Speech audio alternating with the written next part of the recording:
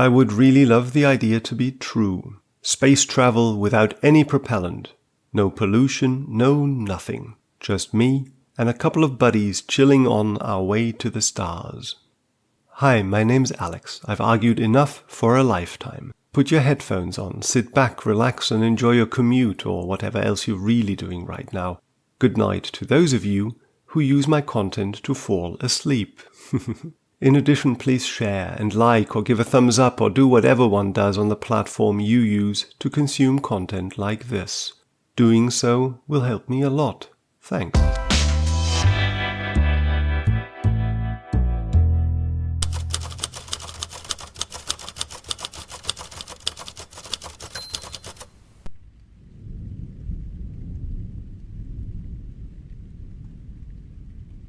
Which idea I'd like to be true? Well, you've survived the dreaded first half minute of such a piece, so here, let me tell you, it's the idea of an M drive. The abbreviation is quite disappointing, to be honest. E and M stand for electromagnetic. Then, of course, we're talking about a whole family of engines or a whole family of ideas for engines, which all have one thing in common. They try to lift themselves and their spacecraft out of the proverbial swamp by their own proverbial hair, using rather less proverbial electromagnetic waves. Now, this is not going to be a hit piece as such. On the contrary, I want to talk about human ingenuity and stubbornness, which has given us people like James Clerk Maxwell and his wooden contraptions, and Einstein. If there ever was a person telling the rest of the world to go itself while showing them all that he was more than a postman, then it is this Nazi-surviving Jew and his physics. Go read about his life and be amazed for all the wrong and all the right reasons at the same time. M-drivers are ingenious, inventive, creative, and stubborn. So, no, I really don't mean for this to be a hit piece, yet it will sound like that to some of you. Because at the end of the day, one can't get past the fact that if this family of engines worked, you should be able to lift yourself off the ground by your own hair too. I will have to mention that a couple of times. Please don't kill me for doing so, and I think it'll be a good idea to just get it all out of the way first. How is this supposed to work? Bounce microwaves around a cavity with differently sized walls on each end. There's something called radiation pressure on those walls, which would also be differently sized in quite a straightforward manner. Different pressures on each wall equals a net force in one direction. In a tug of war, one side's going to win, and that's where the rope is going to move. That's it. That's the premise. Now, there is no one official design or anything, but the idea itself already violates the laws of physics, as they say. Think about a room. You're in it, and you keep pushing at one of the walls. What will happen? The wall will break if you're strong enough, okay, but we're not talking porta potties made out of paper.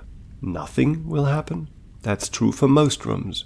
But if you imagine being suspended in the air somehow and you pushed at the walls then, if I'm in an elevator and begin jumping, then I might make the whole box move in slightly spooky ways, right? So I can move a room, a box, a spaceship from inside it, right? Well, maybe, but here's the question. Could you make that elevator reach its destination faster by hopping around in it? Certainly, if your destination is the lowest floor and you were heavy enough to break the cord and the safety line and the other safety line and... No, stop. The answer is no. You can incite an oscillation in the elevator's movement. You can influence the stress on the different chords, but you cannot make the elevator reach its destination quicker or slower by being inside it, dancing around like a crazy ape.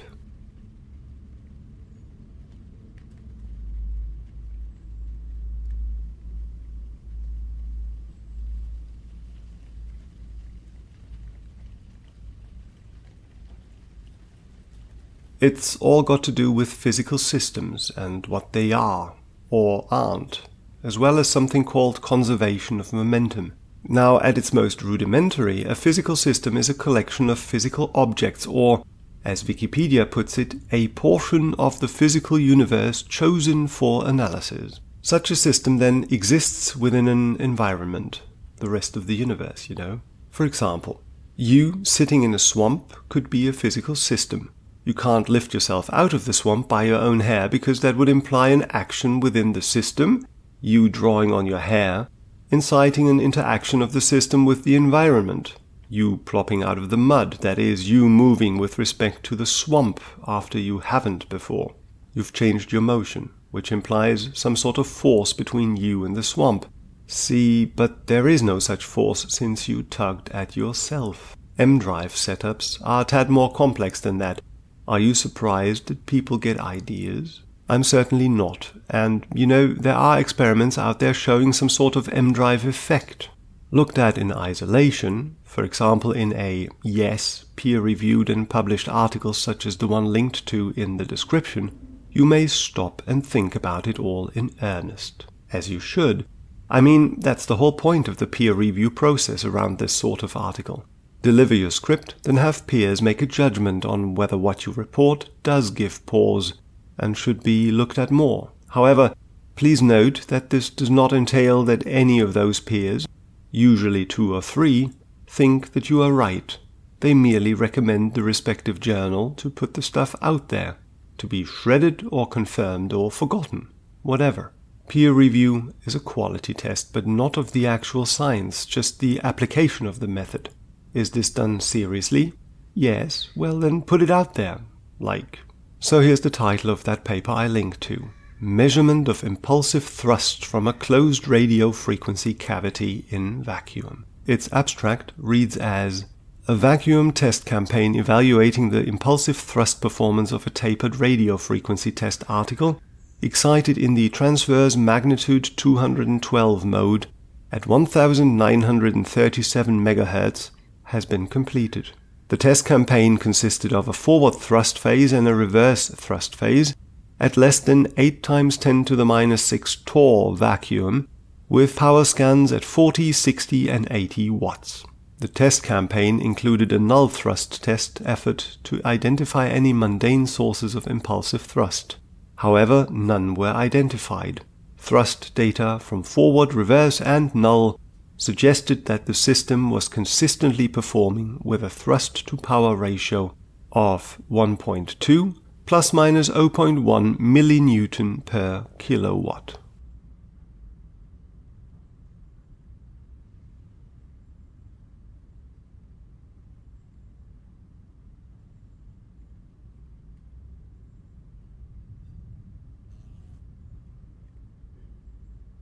You know what? I really have no idea where to take this from here. I mean, I have talked at length about what a scientific paper really means, what it signifies and all that in other pieces, so that's fine. It's just stuff that enough engineers think has the potential to be sticky, so they throw it at the wall to see whether it really does stick. And no, this one doesn't. The results have been explained by engine heating afterwards, so there's that. No, this is tricky to talk about, because I really don't want to discourage the whole thing. Perhaps we can start with history, like real history, not the history of the thing or anything. And if there's one thing that is for certain in science and tech history, it is this. Weird ideas lead to something, right? That's the point, right? Like a lot of them. Well, by far the most of them never lead to anything more than being weird ideas, but who's to say what'll work until you dare to have the idea out in the open, ready to be shredded by naysayers, right? I mean it. Just look at many of the Hellenics and the way they thought about things. Let me quote that other piece on maths and imagination, where I told you in depth about them. What is beautiful has to be true, quote-unquote. You take that thought as a baseline and explain the whole universe as you know it. That's what Ptolemy of Alexandria did. Poetic, right? And apart from his conclusion that Earth is round, Ptolemy's ideas haven't survived either, so there's that. But once in a while those weird ideas simply take over, because they describe reality to a point where we can do something with them, like change society, for example. That's quantum physics. Quantum physics did that. I'm not going to repeat what I told you in the piece on how to find inspiration in science and technology, at least not much of it, but yes, quantum physics is about as weird as it gets. It is a testament to how well science as a method works, because quantum stuff consists of things we don't understand, but gives us a way to apply it to our daily lives. Mobile phones, modern lamps, X-ray images at the doctor's, everything is quantum physics. There are stories connected to Ptolemy and quantum physics, stories of ridicule, stories of being put in one's place by more experienced scientists. There are also stories of privateers like James Clerk Maxwell, whose experiments with wooden contraptions were equally ludicrous and helpful for him to understand the connections between the works of Ampère, Gauss, and, well, those two mostly, to put together what we call Maxwell's equations today. So why not go against the stream and make an M-drive? I mean, that's how it all works, right? You have a weird idea, you're allowed to have that weird idea, and then you take it from there. Yes and no. Of course you're right about being allowed, nay, encouraged to have ideas actually, but taking it from there, quote-unquote, usually, as in 999 out of 1,000 times, include being proven wrong. And whereas nobody was able to prove Maxwell wrong about the results of his playing around with wood, when thinking about electricity, people have proven the different M-drives wrong, more than once in most cases.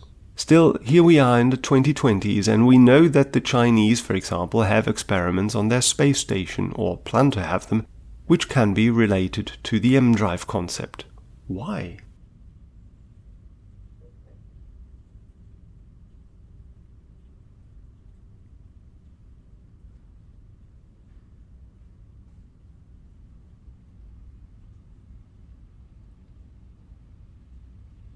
Like it's easy to dismiss those privateers who've had the idea of an M-drive as sort of flat Earth-like creatures. But the Chinese government? What gives? It's an enticing idea, that's what gives.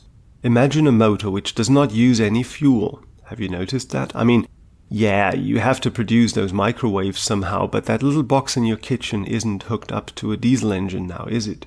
Think about it. If you were to not have to need fuel, as it were, then your spacecraft would become substantially lighter and thus cheaper and less demanding in resources of all sorts. In addition to that, an M-drive is thought to have the potential to reach higher speeds than any conventional rocket ever could. The example given everywhere is that we could arrive at the outer reaches of the solar system in a matter of months. Conservation of momentum, quote-unquote, can quickly become a collection of random words under these circumstances. Yet there has to be more to it, right? It's one thing to go through the adult equivalent of sitting in your parents' basement dreaming of becoming rock stars, without ever really practicing even a couple of minutes of any instrument. But how many teenagers ever stood up and yelled at the world that they would become rock stars? Quite many, actually, come to think of it. But how many simply kept yelling and yelling into and through adulthood? No, at one point you understand, and you accept. Why is it so difficult for the involved engineers as well as the journalists to understand and accept? I don't know, but maybe it's because you can build not just a house of cards, but a whole village made of houses of cards around the M-drives. Now, I won't build that village for and with you, because again, the ideas of M-drive engineers have been proven wrong again and again. But let me give you an inkling of what I mean by that simile. See, there's another hypothetical effect which would fit rather nicely to support the thinking of an M-drive engineer, the Unruh effect. The Unruh effect is, and I quote Wikipedia, the prediction that an accelerating observer will observe blackbody radiation where an inertial observer would observe none. In other words, the background appears to be warm, from an accelerating reference frame. The existence of Unruh radiation is not universally accepted. Some claim that it has already been observed, while others claim that it is not emitted at all, while the skeptics accept that an accelerating object thermalizes at the Unruh temperature. They do not believe that this leads to the emission of photons, arguing that the emission and absorption rates of the accelerating particle are balanced. But here's the thing, there are feelings involved in this, seemingly. From the outside it feels a little bit like a Bigfoot conversation. You can't prove anything of substance, but you have invested time and other resources in your, let's face it, well thought out opinions. Say what?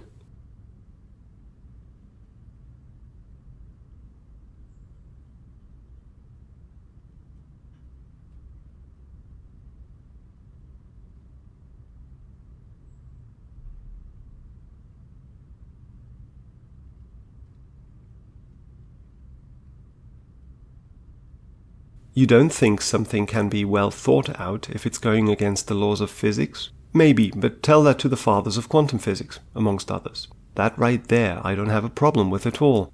People think and take time to think, invest money to find out, and doubt as well as they know how. There's nothing wrong with that fundamentally. It's even important, fundamentally. It's just that when you keep doing it, and you just run against the same wall over and over again, you get ridiculed for it. And also that with good reason. You have been proven wrong after all. You should know to give up. Yet you can't. You just can't. What should you do? You shout, like a helpless kid. Bigfoot does exist, I tells you. How do we deal with this? We live in a time where string stuff people call what they do a theory and science to get funding. And the Chinese government claims, by the way, to probably be able to break the laws of physics. And yes, we live in a time where the same psychology applies to flat earthers, anti-vaxxers and Holocaust deniers. In different ways, of course, but still, how do we deal with this? It's a big societal question to which I don't have an answer. I can just tell you what I think with respect to the M drives. I would really love the fundamental idea to be true. I'd love to be able to say the idea is sound, that it doesn't break any physics after all, that we simply haven't found a good way to make it happen yet. I mean, can you imagine how it would be like to cruise along in a starship powered by one of those things? Star Trek, here we come. Well, not quite in the same way, but still, we'd warp space-time and off we'd go. I would utterly love to be able to say that there is some aspect of physics out there which we haven't discovered yet, for example, recreating that feel of the early 1900s when it slowly crept into even the most hard-nosed of quantum physics deniers that no, we don't quite know everything. If you haven't already picked up on it, that is what a lot of physicists at the time thought, Einstein and Gauss and all those guys notwithstanding. I would love to, but I can't. I can't say these things. The only thing I can do is dream. Thanks for staying with me to the end. Join me on socials and YouTube, or check out kindnessthrough knowledge.com to find other ways to connect and work together. See you next time.